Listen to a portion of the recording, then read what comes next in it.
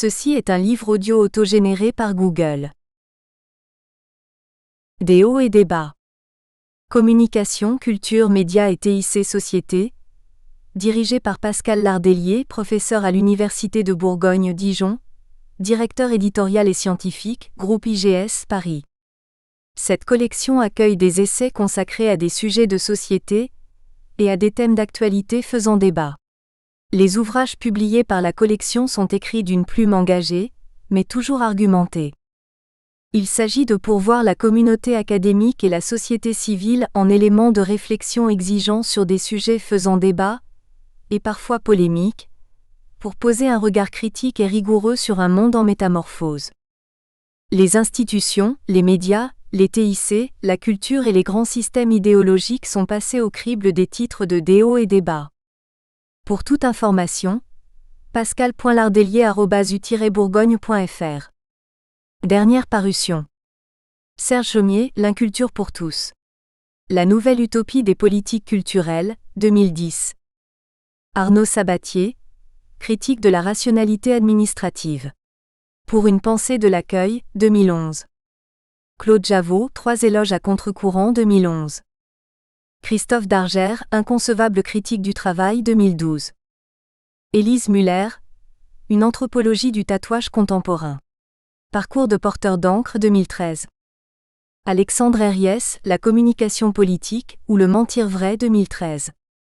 Richard Delaille, Pascal Lardelier, Codir, L'engagement de la société aux organisations, 2013. Stéphane, Christophe Dargère, Codir, Les porteurs de stigmates. Entre expériences intimes, contraintes institutionnelles et expression collective, 2014. Odile Riondet, Enquête sur la communication comme science, 2015. Pascal Lardelier dire, Erving Goffman, De l'interaction à l'institution, 2015. Loïc Droilière, Orthographe en chute, orthographe en chiffres. 2 expériences édifiantes, 2015. Alexandre Herriès, Lecture critique en communication, 2015. Kathleen Tamizier, Les surdoués passent-ils le bac ? Une enquête sociologique dans l'univers des enfants précoces, 2016. Alexander Frame, Gilles Brachot et Ali, L'université à l'heure des réseaux sociaux. Logique, relations, communauté, 2017. Laurence Lagarde-Piron, Corps à corps infirmier, 2018. Alain Javot, L'homme, revue et corrigé, 2018. Pascal Lardelier, Yvan Règle, Richard Delaille dire, Négociation. Technique, valeurs et acteurs de la négociation, 2018. Yvan Règle, Pascal Lardelier, Richard Delaille dire, Identité. Métamorphose identitaire à l'ère d'Internet et de la globalisation, 2018. Du même auteur. L'homme et l'organisation. L'articulation singulier-pluriel dans les organisations, Editions universitaires européennes, Sarrebruck, 2010. Chapitre La diversité, une routine innovatrice ? Dans l'ouvrage Diversité et innovation en milieu socio-professionnel, Presse de l'Université Blaise Pascal, Clermont-Ferrand, 2013. Construction du sens et management, Editions universitaires européennes, Sarrebruck, 2017. Ce travail est dédié évidemment au genre humain, de ce fait à mes parents, mon origine du monde, et particulièrement à ma mère qui depuis toujours m'a introduit au culturel et avec laquelle j'ai beaucoup échangé, pensé, écrit. De même, j'adresse cet ouvrage à ma femme Béatrice et à mes enfants Romain et Caroline qui, tout en trouvant que j'étais trop souvent dans la préhistoire, ont nourri cette réflexion en m'offrant des ouvrages déterminants. Le propos de cette réflexion. Dans la grande aventure de l'évolution où les espèces d'êtres vivants sont liées entre elles, où chaque espèce est une déclinaison d'autres, comment est arrivé l'humain ? Nous nous situons dans un continuum entre 3 ordres qui composent pour nous l'univers, la matière, le vivant et le culturel. La vie, c'est une forme très avancée de la matière, un état très évolué, très efficace et différencié des mêmes composants, dit Hubert Reeves 2017. Ceci est un essai sur le cheminement par lequel certains êtres vivants sont devenus des humains. Il s'appuie sur des connaissances par définition partielles, nourries de différentes disciplines, dont des notions de linguistique et bien sûr de notre discipline initiale, l'anthropologie culturelle qui mène dans ce cas à l'anthropologie du langage. Notre démarche consiste à décrire des processus et à les articuler entre eux, en s'appuyant sur des faits admis ou prouvés, parce que tout n'est pas explicable aujourd'hui ou toujours en imaginant, en faisant des jonctions pour construire un scénario cohérent. C'est donc une réflexion à vocation scientifique avec une part d'extrapolation. Résumé. L'anthropologie culturelle étudie l'humain dans sa dimension culturelle. Cette dimension signifie que la recherche porte sur les caractéristiques originales qui l'établissent en tant qu'humain, caractéristiques que celui-ci invente et qui en font un être particulier parmi les êtres vivants. Qu'invente-t-il donc qui le différencie des autres membres de la catégorie du vivant ? L'histoire fait passer notre espèce des proto-humains, hominoïdés puis hominidés, aux différents homines, dont nous sapiens. Cette évolution s'est réalisée par l'adjonction progressive de capacités imbriquées physiologiques et comportementales, ces dernières aussi bien émotionnelles que cognitives. In fine, ces compétences constituent la culture humaine, notre métadispositif central que nous baptisons le culturel. Qu'est-ce que le culturel ? De quoi est-il fait ? Pour répondre à cette question, ce texte part du langage et de l'organisation sociale. Ces dispositifs existent chez de nombreux êtres vivants, mais avec la caractéristique de ne pas évoluer ou plutôt d'évoluer extrêmement lentement sur des millions d'années, à une échelle biologique. Ils sont transmis par hérédité et véhiculent un nombre restreint et fini d'informations. Ils sont fermés. La particularité des humains est de rendre le langage et l'organisation sociale capables d'évolution à un rythme temporel incomparablement plus rapide, sur des milliers, dizaines de milliers, centaines de milliers d'années. Les humains parviennent à en dissocier le contenu du support. Langage et organisation sociale sont maintenant transmis par apprentissage et véhiculent potentiellement un nombre infini d'informations. Cet essai décrit les différentes étapes de l'ouverture de ces dispositifs, les enchaînements et les profondes imbrications entre eux. Les humains ont réussi à pousser à l'extrême le socle biologique de ces dispositifs premiers. Ils les ont refondés en les affranchissant de leur support génétique et en les ouvrant à des propriétés radicalement nouvelles et innovantes, le virtuel, l'imagination, l'invention. Le changement se réalise de manière incrémentale, avec bien sûr des régressions et des emballements. Il repose sur une série d'échanges actionnés par l'articulation entre l'individu et le groupe. Ces dispositifs ouverts constituent une nouvelle intermédiation entre l'humain et l'univers. La rencontre et la co-construction du langage et de l'organisation sociale qui s'ouvrent mutuellement créent un nouveau mode de préhension de la réalité et d'organisation de la vie, le culturel. Le culturel est le système qui permet l'éclosion et qui fédère les pensées et les actions des humains. Exergue. Vous avez entre les mains un ouvrage singulier qui donne à cette collection et à son titre, des hauts et des bas, tout son sens. Car voici un livre qui se situe hors des canons académiques habituels, par son ton autant que par son ambition. Et le bel opus d'Hervé Tiffon est tellement atypique, qu'il invitait naturellement le directeur de la dite collection à se fendre d'un exergue, que voici.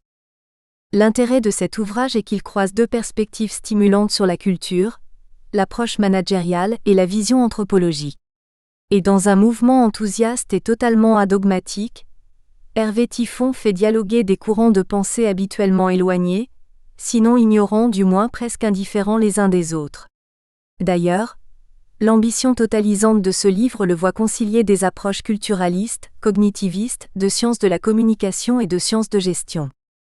Dès le début du propos, l'auteur explique d'où il parle, notre formation en anthropologie puis en sciences des organisations et notre pratique professionnelle de consultant en entreprise puis d'enseignant-chercheur sont autant de chemins qui nous ont mis en prise avec le mystère de la culture. Un parcours riche, interdisciplinaire, qui trouve son sens et exprime sa quintessence dans ses pages, heureux creuset d'une longue expérience théorique et pratique, académique et professionnelle. S'il va, comme Montaigne, à saut et à gambade, l'auteur n'oublie pas de remettre l'église au centre du village.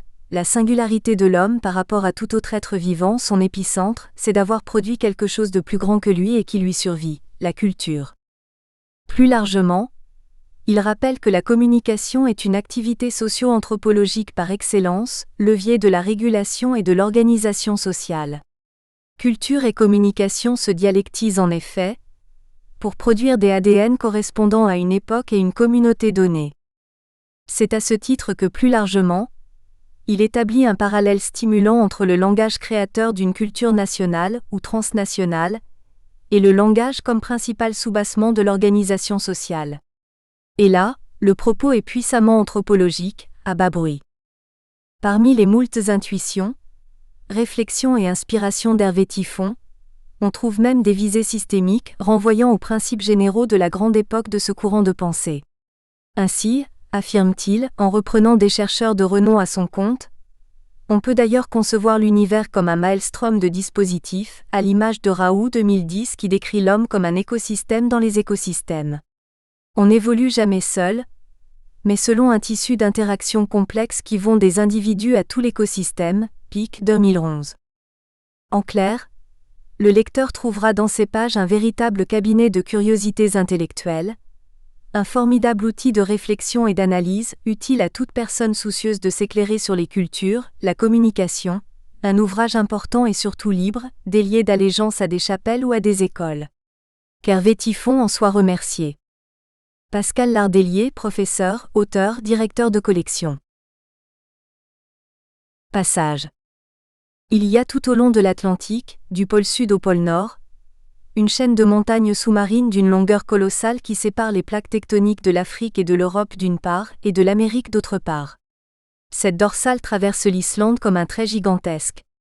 Lorsqu'il escalade un talus, le randonneur la traverse. Il passe effectivement de la plaque européenne à la plaque américaine. La crête n'est pas différente de celle d'avant ni de celle d'après. Elles ont même plus de points communs entre elles que le versant est de la dorsale avec l'Europe, et la partie ouest avec l'Amérique. Mais vu d'un satellite, c'est un passage. Je ne sais pas où j'ai lu, ou si j'ai rêvé ce voyage. Il exprime avec puissance quelques notions primordiales. Pour un phénomène donné, la conscience du changement ou de la continuité est une question d'échelle, d'angle d'analyse. Ici, du randonneur au satellite. Du semblable naît le différent. Introduction générale. Langue, culture et comportement composent donc un ensemble complexe d'influences réciproques, dont on peut se demander comment il est né historiquement. Worf 1969, page 110. Au début des années 60, l'anthropologue et linguiste Dalim propose un vaste programme de recherche sur les rapports entre langage et société, qu'il intitule Ethnographie de la communication, Gumpersheim 1964. Son but est de forcer les anthropologues à enfin considérer le langage et les autres modes de communication interpersonnelle comme un phénomène essentiel, au même titre que les systèmes de parenté ou les modes d'organisation sociale. Winkin 2001, page 99. NB. La phrase soulignée l'est par nous. Ces deux citations expriment le ressort de cet essai. À culture, une notion plurielle. Notre formation en anthropologie puis en sciences des organisations et notre pratique professionnelle de consultant en entreprise puis d'enseignant-chercheur sont autant de chemins qui nous ont mis en prise avec le mystère de la culture. La culture humaine est ce que nous appelons une notion plurielle, Tiffon, 2010, une notion au sens multiple comme le sont beaucoup de concepts fondamentaux des sciences humaines. Un même signifiant donne lieu à plusieurs significations différentes selon le stade d'observation où on se situe. Morgan 1989 distingue deux niveaux de signification. 1.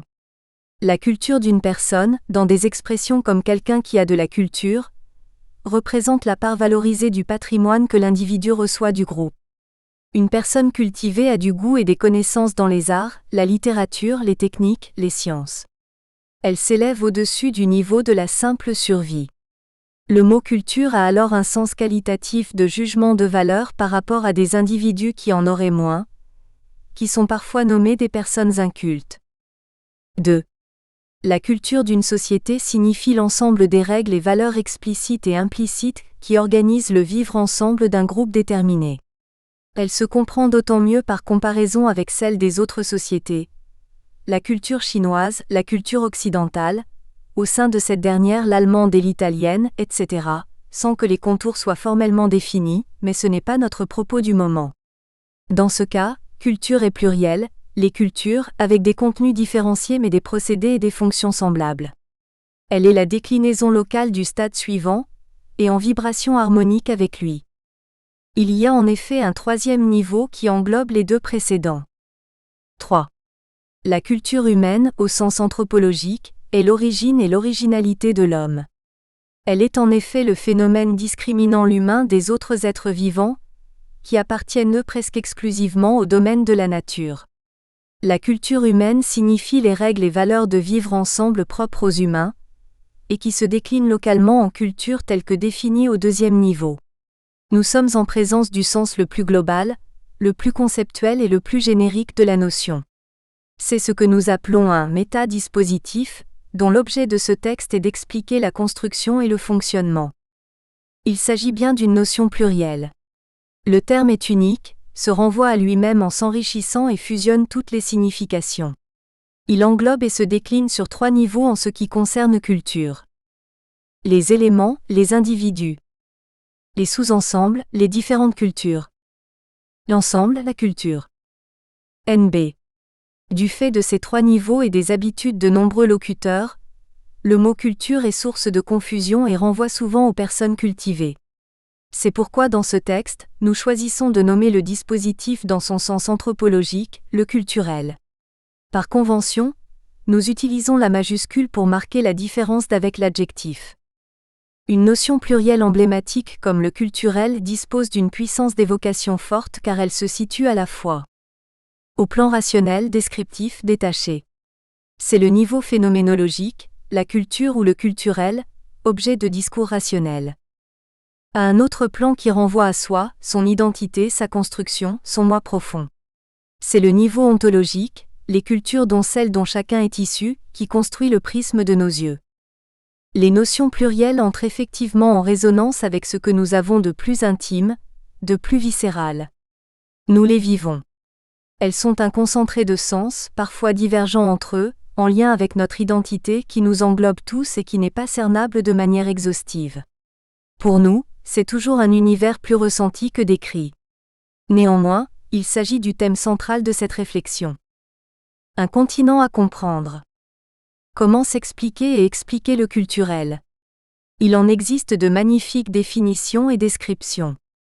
Malinowski, Kloukon et tellement d'anthropologues, tous, et de philosophes apportent leur pierre.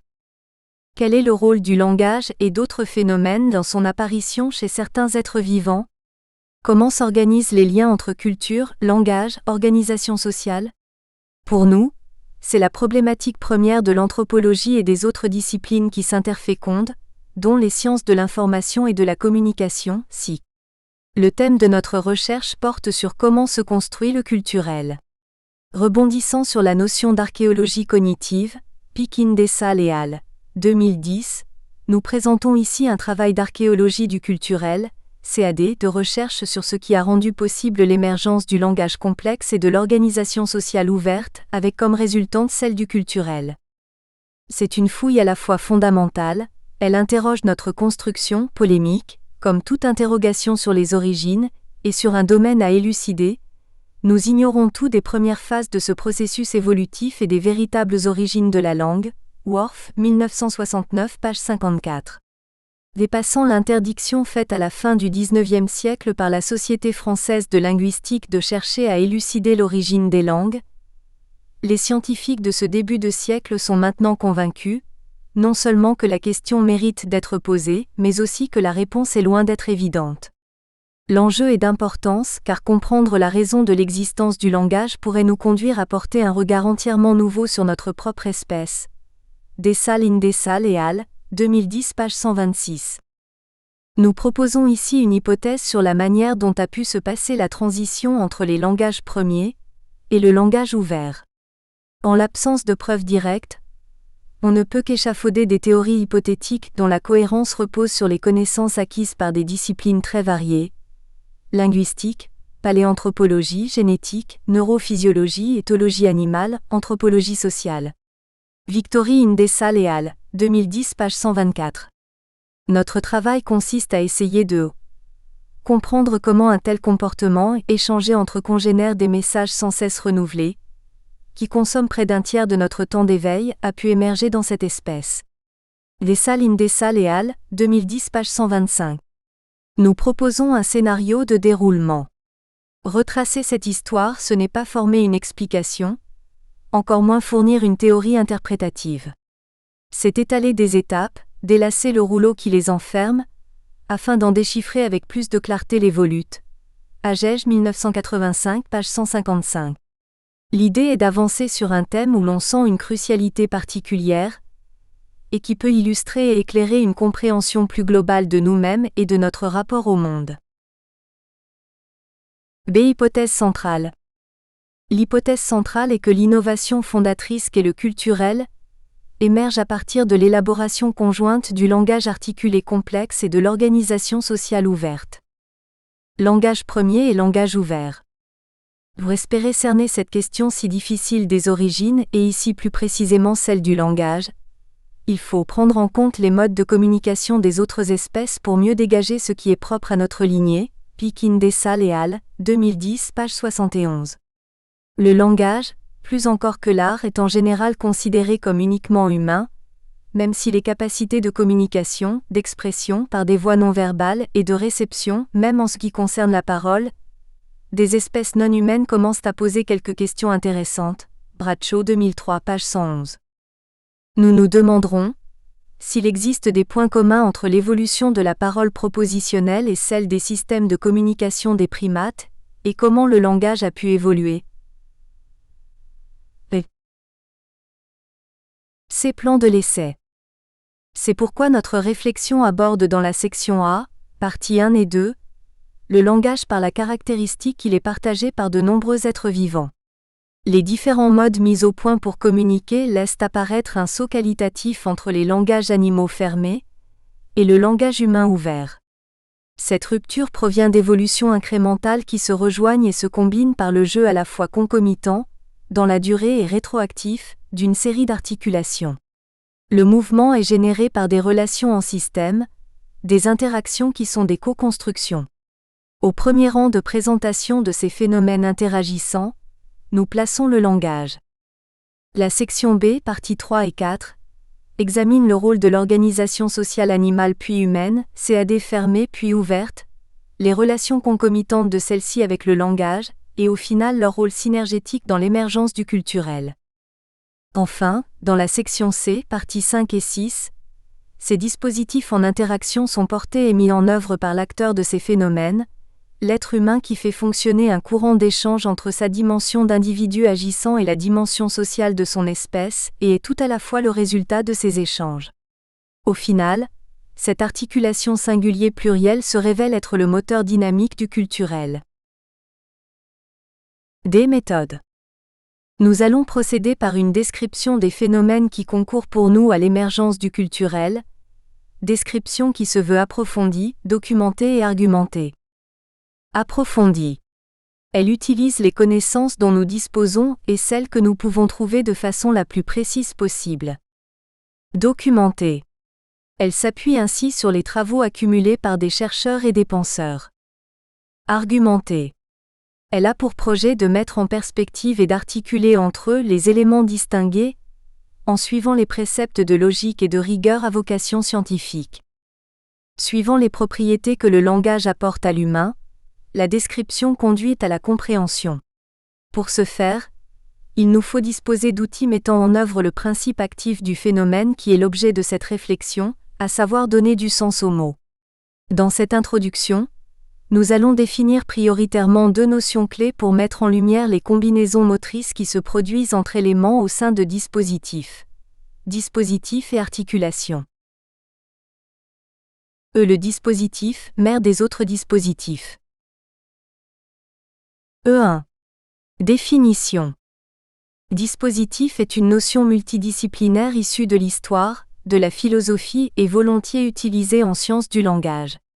Ce concept est maintenant de plus en plus mobilisé par les sciences sociales, journée d'études, usage des dispositifs sociotechniques numériques, organisée à Saint-Jean-d'Angely-Nice le vendredi 17 mai 2013 par le SIC. Lab Méditerranée, laboratoire de l'Université de Nice Sophia Antipolis. Le concept de dispositif a été et est l'objet des apports marquants de Foucault, Deleuze, Lyotard et Agamben. Une caractéristique de leurs analyses est qu'ils situent cette notion de dispositif dans les rapports de pouvoir qui structurent le champ social. Ils soulignent tous sa dimension politique et de violence symbolique. Dans le domaine des SIC, les dispositifs socio-techniques d'information et de communication, DISTIC, sont un thème central de recherche. Ils structurent ainsi le projet scientifique du laboratoire SIC Lab Méditerranée, auquel nous sommes attachés. Pour les caractériser de façon synthétique, les dispositifs sont des construits sociaux issus de processus d'interaction entre des individus et un ensemble hétérogène de techniques. Programme de la journée d'études cité plus haut, Nice 2013. Nous donnons dans cet essai à dispositif un sens différent. Celui-ci en effet ne peut pas se placer au niveau des construits sociaux faits par des hommes, car ces construits sociaux supposent l'existence préalable du culturel. Or, précisément notre réflexion porte sur comment naît le culturel. Nous nous situons en amont, au stade de l'apparition parmi le vivant de ce phénomène nouveau qu'est le culturel au moment où les humains inventent le passé. Il s'agit là d'une distinction originelle fondamentale d'avec les acceptions du concept évoqué précédemment. En reprenant la structure de la définition de dispositif faite à cette journée d'études et en la situant au niveau de notre problématique. Un dispositif est une construction complexe issue d'interactions entre des éléments hétérogènes dont l'assemblage conduit à la culture humaine. Au demeurant, pour respecter le mouvement initial ascendant du dispositif, nous avons une prédilection pour la formule suivante. Un dispositif est une construction complexe issue d'éléments de toute nature qui s'assemblent avec les moyens à disposition et produisent des effets d'un niveau méta, CAD, apportant des fonctionnalités inconnues jusqu'alors. NB. Par convention, nous écrirons dans ce texte langage et organisation sociale avec une majuscule quand il s'agit de dispositifs, et avec une minuscule quand ils sont employés dans un sens concret. E2. Principe d'assemblage. Reprenons chacune des caractéristiques d'élaboration du dispositif, telles que nous le définissons. E2.1 Hétérogénéité. Les composants des dispositifs sont hétéroclites et non culturels. On peut mentionner ici brièvement les évolutions environnementales, morphologiques et neurologiques, et qui sont liées entre elles. Nous reviendrons plus en détail à la fin de cette introduction. B2 Les éléments en interaction, 1. Les articulations considérées. Articulations entre éléments, et dans la partie 2, 2.1.2 sur ces éléments qui sont à l'origine du dispositif langage. E2.2 Combinaison.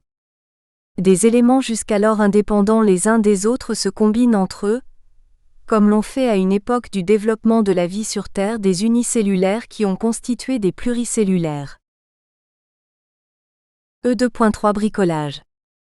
Cette auto-organisation se réalise avec les moyens du bord, comme par bricolage. Une telle construction présente une analogie avec ce que les scientifiques décrivent de l'élaboration lente et hasardeuse du cerveau complexe, laborite cité par Chalvin, 1986, et que nous développerons en B1. E2.4 Construction multidirectionnelle, ascendante et descendante.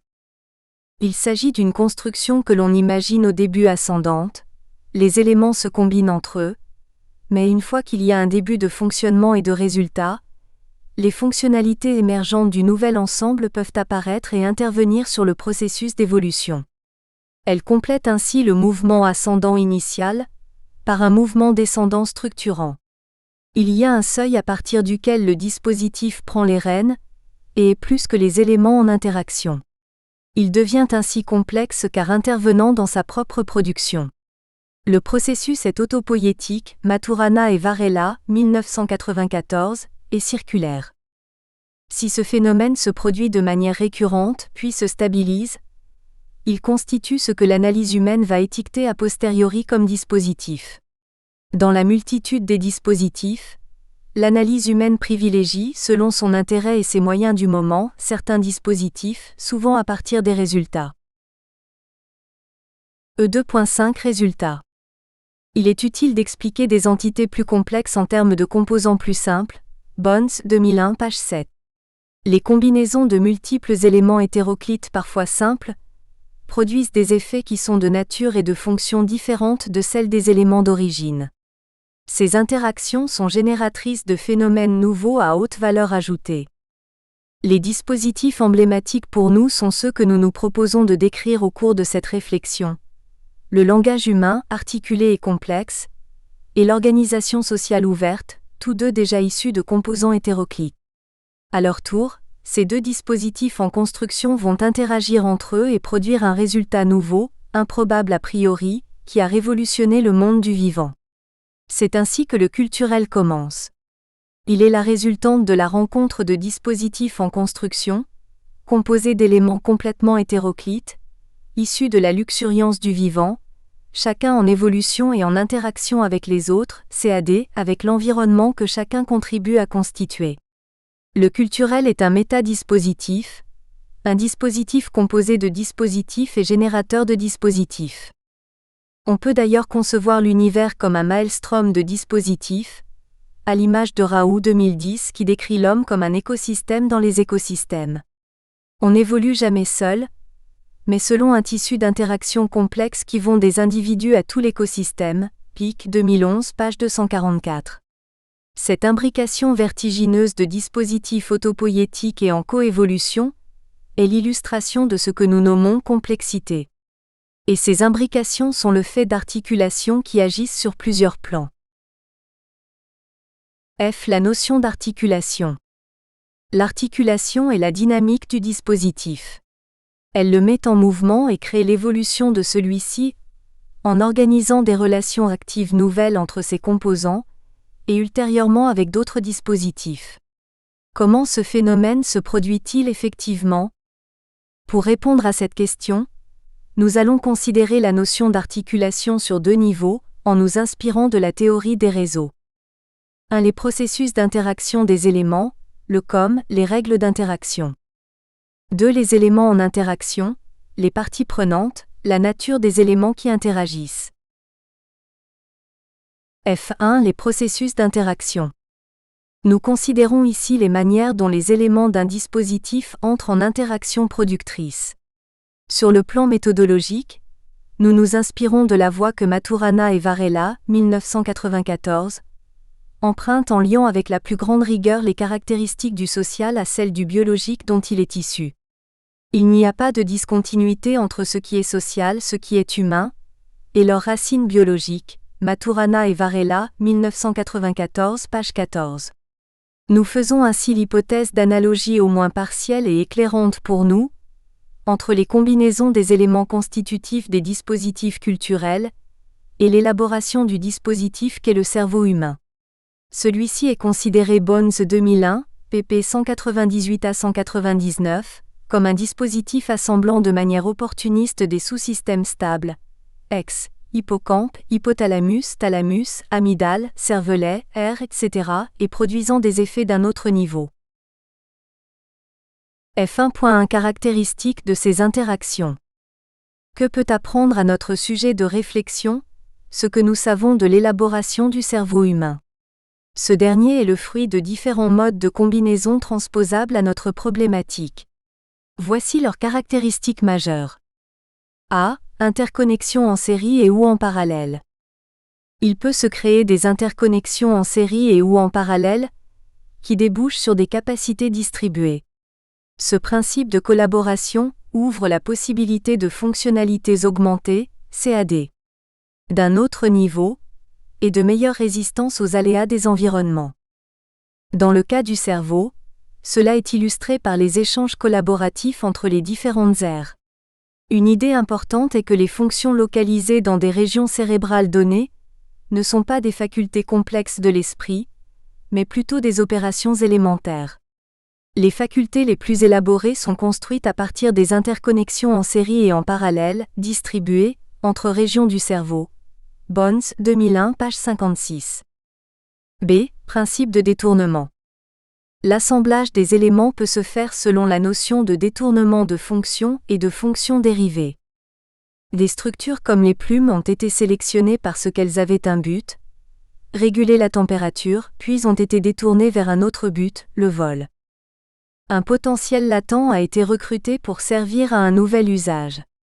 Au cours de l'évolution, il y a souvent eu des réinventions d'adaptations similaires, de même que des pertes, des détournements et même des inversions complètes de fonctions. Bones 2001 page 29. C. Spécialisation et collaboration. Cette caractéristique de collaboration est un concept majeur de fonctionnement d'un dispositif. Coordination de sous-systèmes stables, pour un temps, spécialisation, par exemple la latéralisation hémisphérique, mais collaboration, entre les différentes aires du cerveau, processus distribués, actions coordonnées, détournements, etc. Bones 2001 page 54. C'est la notion de plasticité cérébrale, Bones 2001 page 44. Les chercheurs sur le cerveau ont travaillé sur le couple structure-aire-fonction, mais la réalité est plus à la collaboration d'aires entre elles pour chaque fonction qu'à situer une fonction complète dans une seule aire spécialisée. Ainsi, la perte d'un comportement associé à une lésion ne montre pas que cette région soit la seule génératrice du comportement, Bones 2001 page 51.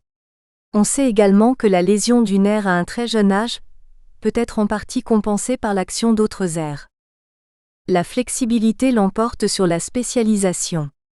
Les fonctions anatomiques sélectionnées au cours de l'évolution humaine semblent avoir favorisé une plus grande flexibilité plutôt qu'une étroite spécialisation.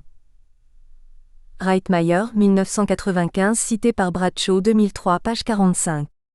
Les fonctions de distribution et de collaboration d'aires ouvrent les possibilités de réorganisation.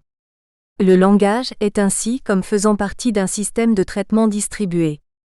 Pinker, 1994, cité par Bradshaw 2003, page 130. D. Principe de construction gigogne et évolutif. Les résultats des combinaisons évoluent et se combinent avec de nouveaux autres éléments, pour déboucher sur de nouveaux résultats, et ainsi de suite pour une longue chaîne de nouveautés. Autrement dit, les éléments simples se combinent et donnent des entités complexes apportant des fonctionnalités supérieures. À leur tour, ces entités à fonctionnalité supérieure se combinent et donnent des résultats encore plus complexes et à fonctionnalité encore plus développées, jusqu'à constituer des dispositifs. F1.2 Conséquences. A. Un processus d'autocatalyse aux effets exponentiels. En résultante, ces interactions aux résultats de plus en plus puissants et inscrits dans la durée peuvent conduire à un effet boule de neige. Les effets des différentes combinaisons s'auto- et s'inter-entretiennent, de telle sorte qu'on en arrive à ce que Diamond 2000 et Peake 2011 nomment autocatalyse, processus qui s'emballe dans un cycle de rétroaction positif qui va de plus en plus vite dès lors qu'il est amorcé. Diamond 2000, page 161. Sous la pression de la sélection naturelle, le couple variation-sélection constitue une machine autocatalytique puisque la sélection favorise ce qui donne la variation qui à son tour s'offre à la sélection. Peake 2011, page 48. Les effets des interactions se renforcent mutuellement, parfois de manière exponentielle, modifient profondément les dispositifs et ou en ouvrent de nouveaux. Cette suite d'événements illustre le processus d'adaptation, une série de petites modifications incroyablement utiles ou adaptatives, produit au final une structure compliquée que l'on pourrait croire construite par un ingénieur surdoué. Bones 2001, page 34. L'incrémental débouche de la sorte sur la rupture. NB. Dans ce texte, nous retrouverons souvent cette notion. B. Une construction opportuniste, aléatoire et optimisée. Les éléments hétéroclites qui se combinent et deviennent ainsi des composants du dispositif s'assemblent d'une manière que l'on pourrait qualifier d'aléatoire, opportuniste et optimisée par la sélection naturelle. Dans le monde physique, certaines particules s'assemblent plus volontiers avec d'autres. Les physiciens expliquent comment. Dans le vivant, beaucoup d'éléments sont susceptibles de se combiner à un moment ou à un autre dans l'immensité du temps biologique. Ces combinaisons se forment de manière opportuniste, et leurs résultats sont aléatoires comme l'indiquent les dérives génétiques. On ne sait pas à quoi on va aboutir, Bones 2001. En fait, il n'y a pas de pur hasard dans l'évolution, pas plus que de nécessité au sens téléologique. L'histoire des espèces procède d'une succession d'innovations apparues de façon contingente, processus d'innovation incrémentale. Les innovations possibles proposées par le couple variation-sélection sont contraintes par celles qui ont précédé. Peake 2011, page 47, et par l'environnement du moment. Mais ces différentes combinaisons sont éliminées ou optimisées par le processus de sélection naturelle. Tout ne se combine pas, mais tout ce qui se combine soit disparaît, soit se pérennise au moins un temps.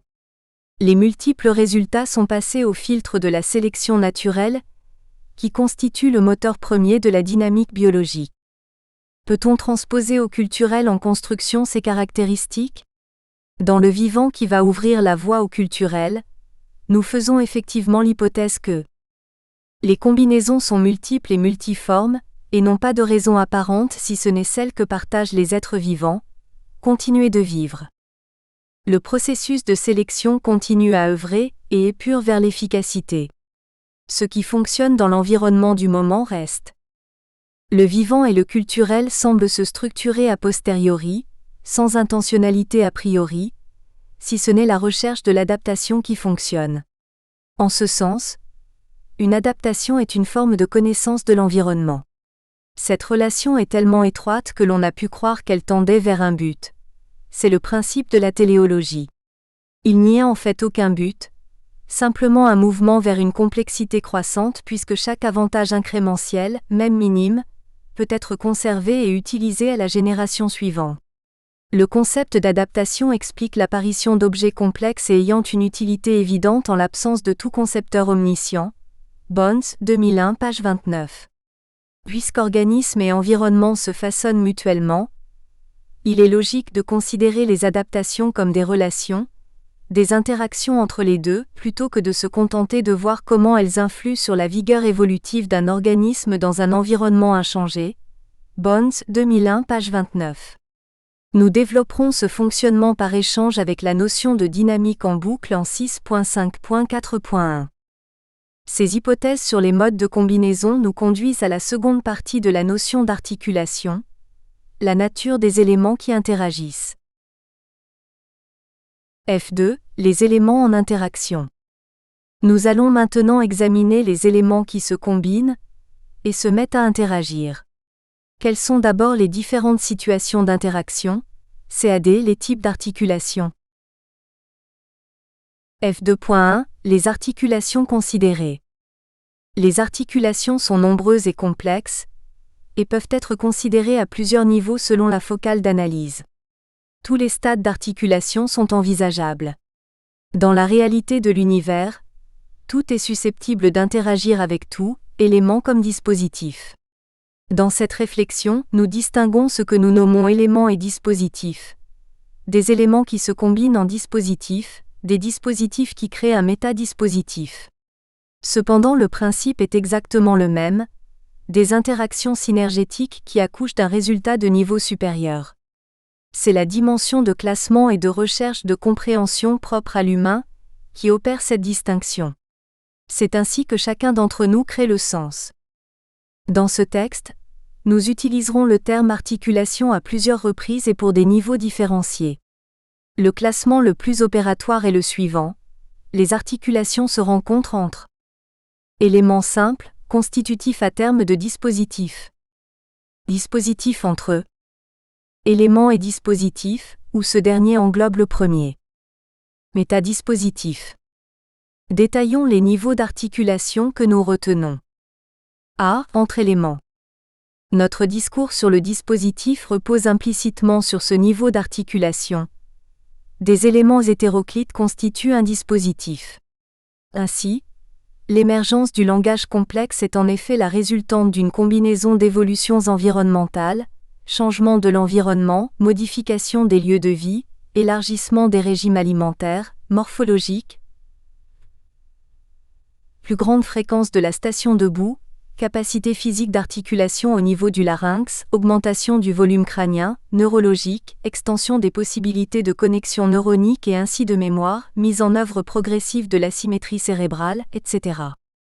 Sur un autre plan, l'émergence du langage complexe est également issue de la double articulation du culturel, celle de l'organisation des signes et de l'organisation du sens, confère. Partie 2. À ce même niveau d'articulation, nous décrirons l'émergence de l'organisation sociale ouverte, confère. Partie 3. B. Entre dispositifs entre eux. Comme nous l'avons déjà signalé, le culturel est une articulation de dispositifs. Les dispositifs langage ouvert et organisation sociale ouverte se construisent mutuellement, confère. Partie 3. Nous verrons que l'interaction va plus loin entre le langage et la pensée, confère.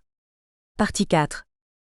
Dans ce texte, nous présentons également des articulations que l'on peut qualifier d'asymétriques. C. Entre éléments et dispositifs.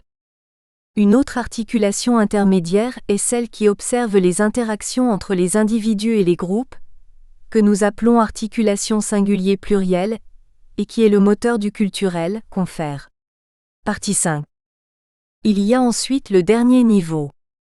D. Entre métadispositifs. Des ensembles que l'humain distingue comme le vivant et le culturel sont des métadispositifs.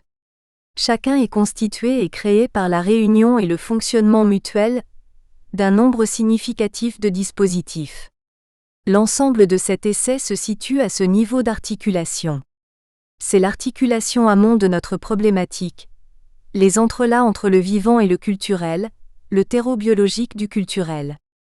Conclusion de ces éléments. La grille d'analyse que sont les articulations est un phénomène omniprésent et transdisciplinaire. Il concerne tous les domaines que la réflexion humaine est susceptible d'aborder.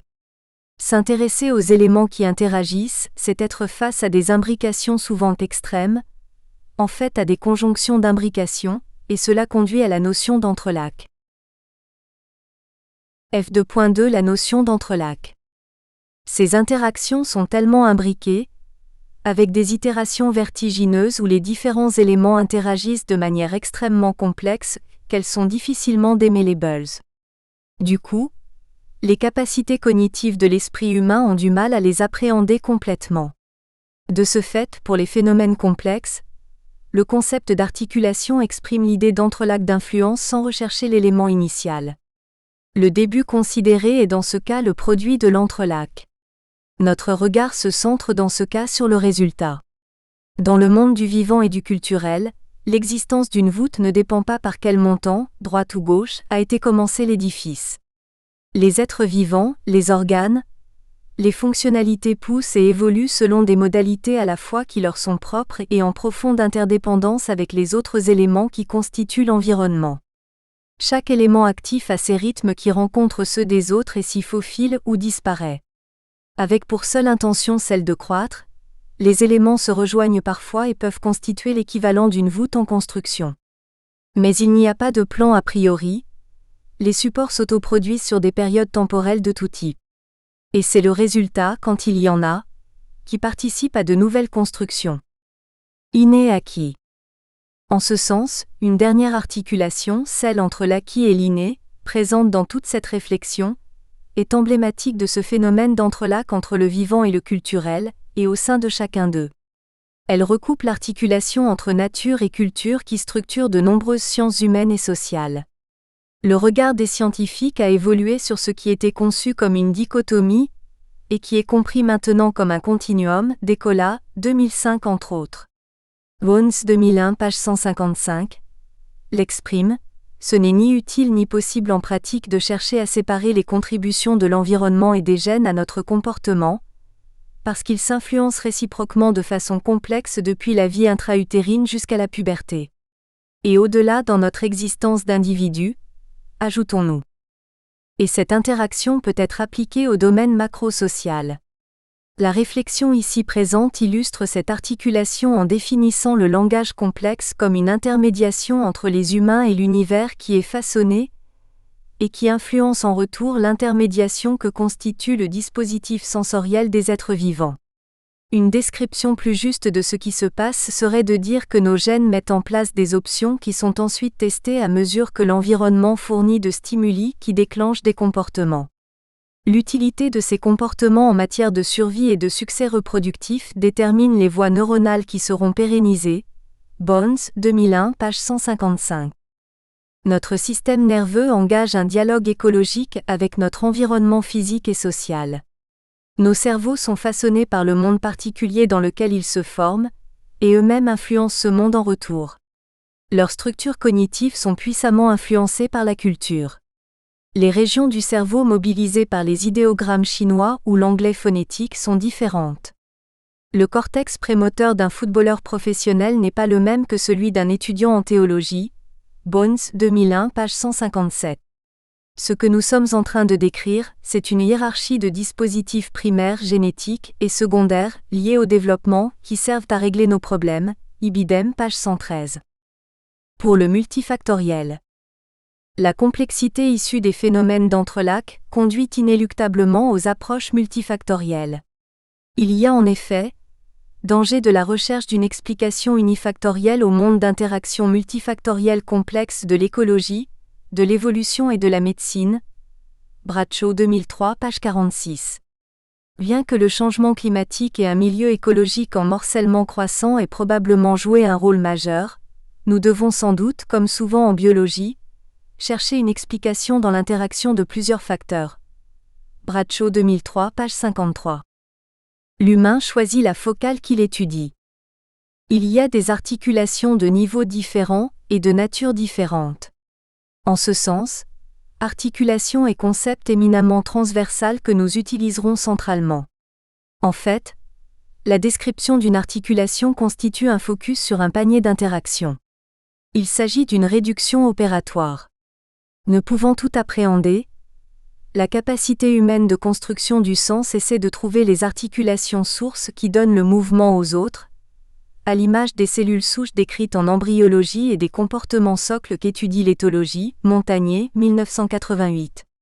Toute réflexion est un choix d'articulation. Dans cet essai, nous décrivons une série spécifique d'articulations. G. Mise en communication. Avant de commencer, voici quelques éléments en rapport avec la mise en communication de notre recherche. Comme pour toute situation de ce type, nous nous sommes heurtés à la tension qui existe entre le fonctionnement séquentiel du langage et la réalité présente en tout, complexe et globale. Nous reviendrons sur ce point en 3.1. Par ailleurs, chaque fois que cela s'est avéré possible, nous avons structuré les différentes sous-parties de manière récurrente. Lancement. 1. Définition. 2. Processus de fonctionnement. 3. Fonction-résultat. Conclusion. Enfin, précédemment dans l'introduction et à plusieurs reprises dans le texte qui suit, nous utilisons des analogies entre le traitement artificiel de l'information en informatique et celui naturel opéré par le cerveau à travers le langage et la pensée. Ce procédé est réducteur. Comme le rappelle Gareth Morgan, l'analogie est faite avec les outils les plus pointus de l'époque. Au XIXe siècle, elle se faisait avec la machine à vapeur. On est là marqué par son temps. Ensuite et surtout, il ne faudrait pas réduire le fonctionnement humain à celui d'un ordinateur. En fait, c'est le contraire, l'analogie est inverse. Les dispositifs de traitement artificiel de l'information sont créés et développés, consciemment ou non, par les capacités humaines d'innovation et nous en faisons l'hypothèse, à leur image. L'ordinateur est le reflet du traitement cognitif de l'information, du fonctionnement du cerveau humain. C'est lui qui copie l'humain. Par contre, comme il est basique, il est pédagogiquement clair d'expliquer la complexité de notre fonctionnement par ces schémas simplifiés. Ces quelques clés de lecture posées, on peut y aller. Section A, partie 1. Le langage. On ne peut qu'être émerveillé en voyant un banc de poissons évoluer dans l'espace marin, ou une nuée d'oiseaux dans le ciel. Des centaines, des milliers d'individus avancent ensemble, viennent, changent tout à coup de direction, décident d'aller à droite, en haut, en bas. La première constatation est qu'ils forment ainsi un ensemble organisé composé de milliers d'individus. La seconde est que ces mouvements ne sont pas programmés, ni connus d'avance. Ils proviennent des interactions des individus entre eux, et du groupe ainsi formé avec l'environnement. En effet, si un événement se produit, par exemple un intrus d'une autre espèce pénètre dans l'espace du banc, celui-ci va se densifier ou éviter l'intrus en gardant la cohérence de son ensemble. Il y a donc un lien entre chaque individu qui compose le banc ou la nuée, un lien existant et souple qui permet à chacun et à l'ensemble d'agir en fonction des situations produites par les interactions avec l'environnement. Ce lien véhicule des informations. Le support est immatériel ou tout du moins sa matérialité n'est pas apparente. Nous pouvons ainsi qualifier ce lien de langage au sens large, de dispositif de transmission d'informations entre deux ou plusieurs entités vivantes. Le résultat de cette transmission est susceptible d'influencer leur comportement. 1.1 Les langages premiers. 1.1.1 Le surlangage biologique. Cette acception de langage au sens large recouvre dans le monde du vivant une grande diversité de dispositifs. Si par langage on entend un langage articulé, tel que celui de l'homme contemporain, on restreint trop le sens de mot langage. Si par contre on inclut dans ce terme tout système de communication, le mot devient trop vague pour le propos. Guy Juquois, Pourquoi les hommes parlent-ils ? L'origine du langage humain, Académie royale de Belgique 2000, page 51, cité par Rondal, 2003. Prenons néanmoins le risque d'aborder un langage de ce type. Il existe en effet, en amont et dans un sens large, par extension de langage, la notion de langage biologique. Le surlangage biologique désigne la transmission d'informations génétiques d'une entité amont à une ou plusieurs entités S, aval, ex, cellules se séparant, être vivant accouchant d'un nouvel être. Il s'agit de la transmission d'informations structurées opératoires qui permettent à la ou au nouvel S, entité S, de se construire pour fonctionner dans l'environnement. Exemple, l'architecture des pluricellulaires. Les supports de transmission sont les gènes. Le code génétique constitue un surlangage qui pilote la création de la nouvelle entité et inclut en lui des fonctionnalités comme les langages animaux. Ainsi, le langage génétique qui construit les fourmis intègre dans son programme la communication phéronomique qui intervient pour guider le comportement de celles-ci dans l'environnement. Nous avons donc ici deux niveaux de langage. Le surlangage génétique en amont qui organise le vivant et un cran en aval, un ensemble de modalités de transmission d'informations entre êtres vivants variant selon les espèces, les langages animaux. 1.1.2 Les langages animaux. Pour illustrer ceci, on peut citer de manière non exhaustive la danse des abeilles, confère les travaux célèbres de Carl von Frisch, les phéromones des fourmis et d'autres insectes, le langage des bancs de poissons, les sons des dauphins et le chant des baleines, la vocalisation des oiseaux, les cris, grondements et infrasons des éléphants, les cris modulés des primates, etc. Ce qui est important pour notre propos est que ces différentes modalités portées par différents supports répondent toutes à une même fonction de transmission d'informations utiles et nécessaires à la survie des individus et des groupes. Des langages clos. Ces dispositifs qui organisent la transmission d'informations entre individus d'une espèce ont pour caractéristique les éléments suivants. Des supports variés de transmission des informations. Les dispositifs de transmission d'informations utilisés par les animaux s'appuient sur une grande diversité de supports de transmission, visuels, olfactifs, chimiques, acoustiques, tactiles, etc. Un mode d'acquisition héréditaire. Le mode d'acquisition est génétique. Il ne s'appuie pas sur l'apprentissage, ou extrêmement rarement et de façon marginale. Une évolution très lente. Leur évolution se déroule sur des durées biologiques CAD, qui se comptent en centaines de milliers, millions, voire milliards d'années. Leur capacité d'évolution est nulle en temps historique. Des thèmes exclusifs et des contenus informatifs figés. Les langages premiers s'appliquent à un ou des thèmes S, spécifiques S, X, localisation de la nourriture, des prédateurs, etc. Ils sont donc exclusifs. Le langage ne peut prendre en compte d'autres thèmes que celui ou ceux définis S à l'origine. Les messages sont complètement cadrés. De ce fait, de tels langages sont spécifiques et sûrs, comme les langages artificiels à l'image de ceux informatiques. L'ensemble de ces caractéristiques fait que nous les qualifions de langages clos. Le contenu thème spécifique et le support de transmission, X, chimique phéronomique, sont fusionnés. Ils forment un tout indissociable et immuable, un package hérité génétiquement. Ces langages premiers sont fermés. Mais pourrait-on dire, ces définitions ne correspondent pas à notre pratique quotidienne du langage ni à la représentation intuitive que chacun a de celui-ci. Pour nous, le langage est fait d'échanges, de co-construction de représentation, de création de sens. Et il évolue. 1.2 Le langage ouvert. Il est en effet un type de langage d'une autre génération, plus évolué que les langages animaux, hautement interactif et évolutif, c'est le langage humain. Le langage humain est lui un langage articulé, complexe, ouvert. 1.2.1 Caractéristiques du langage ouvert. Ce type de langage a pour caractéristique les éléments suivants. Un support de transmission des informations. Son mode de transmission des informations utilise le support oral, avec la variante d'une vocalisation très articulée. Le son est un des supports des langages clos. Parmi l'ensemble des supports de transmission, une modalité s'est dégagée, les sons articulés. Le langage est un système fini d'unités sonores qui, en se combinant, permettent de formuler une infinité d'énoncés. Pikindessal et al., 2010, page 17. Un mode d'acquisition. Son mode d'acquisition se fait par apprentissage. Sertajej, 1985, et les nombreux scientifiques dont nous utilisons les références ici soulignent l'entrelac biologique culturel dans l'émergence du langage et les capacités neurophysiologiques nécessaires. Néanmoins, le processus d'acquisition de ce dispositif et sa maîtrise par les individus est le fait incontesté de l'apprentissage, confèrent les enfants sauvages, Malson, 1964 et Bradshaw 2003, pp 112 à 113. Une dissociation support-contenu. Les individus locuteurs apprennent le langage, car son contenu n'est pas déterminé à l'avance. Cette caractéristique est déterminante. Le langage ouvert est un support qui n'est pas encapsulé. Nous espérons que vous avez apprécié cet aperçu. Pour continuer à écouter ce livre audio sur Google Play Livres, utilisez le lien dans la description de la vidéo.